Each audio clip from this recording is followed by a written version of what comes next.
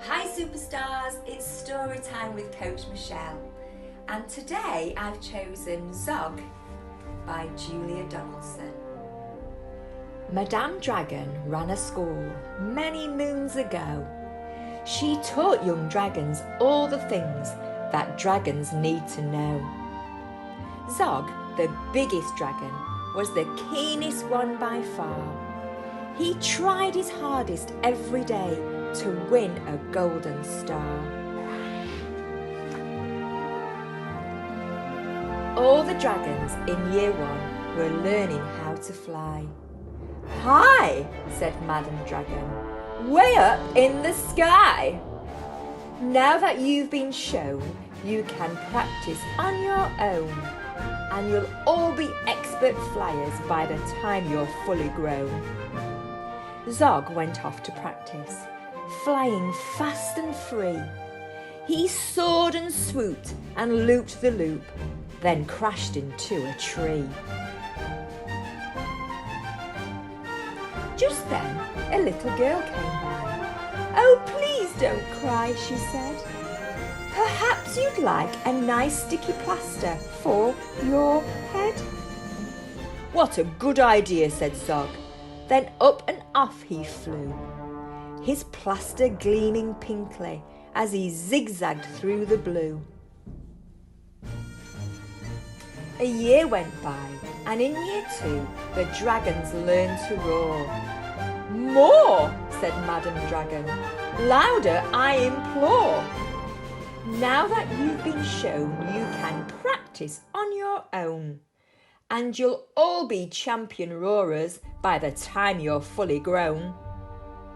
Zog went off to practice. He roared with fearsome force.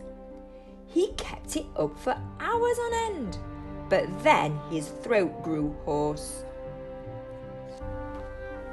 Just then, the girl came by again. She said, "What rotten luck! Perhaps you'd like a nice soothing peppermint to suck." "What a good idea," said Zog. Then up and off he flew, and breathing fumes of peppermint, he zigzagged through the blue. A year went by, and in year 3, the dragons learned to blow. "No," said Madame Dragon, "breathe out fire, not snow.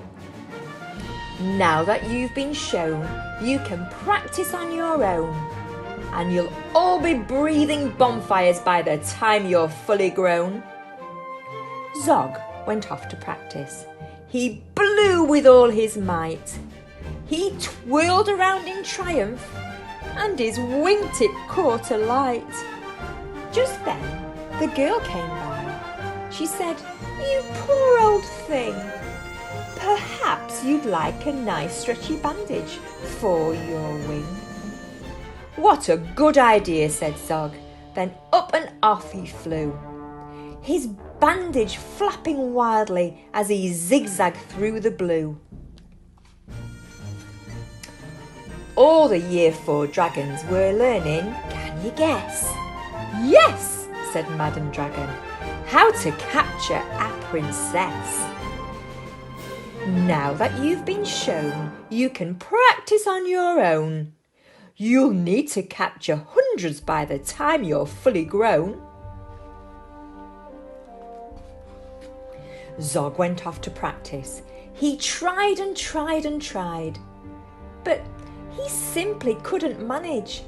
"I'm no good at this," he cried. "I'll never win a golden star." Just then he saw the girl. "Perhaps," she said, "you'd like to capture me. I'm Princess Pearl." "What a good idea," said Zog. Then up and off they flew, the princess gripping tightly as they zigzagged through the blue.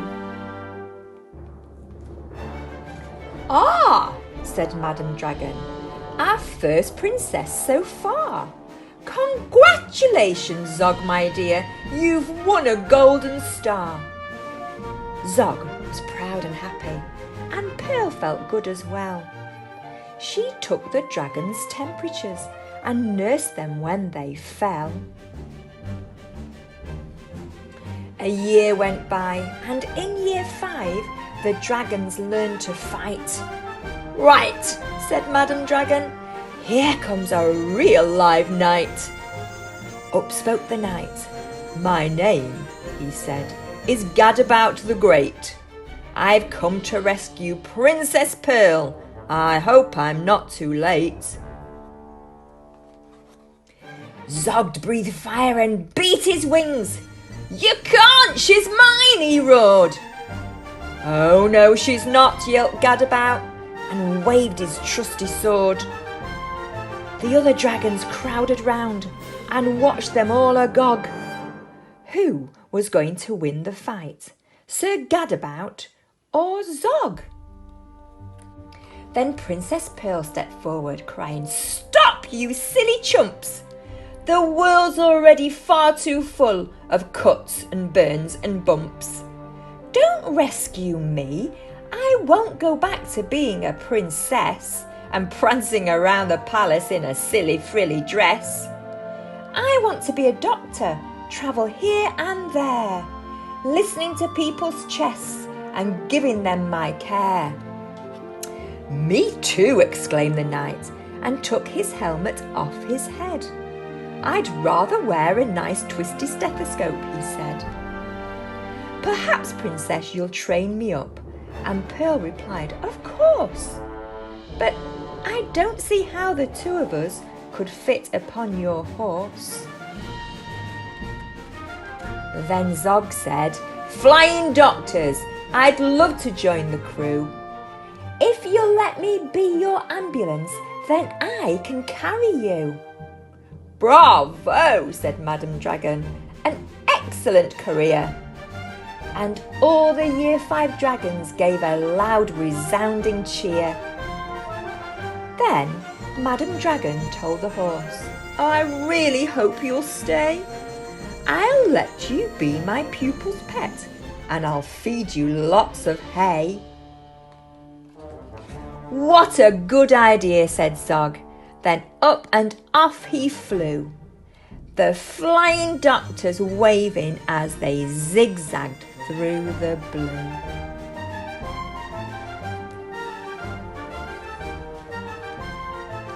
The end. Sleep tight, everyone. Sweet dreams.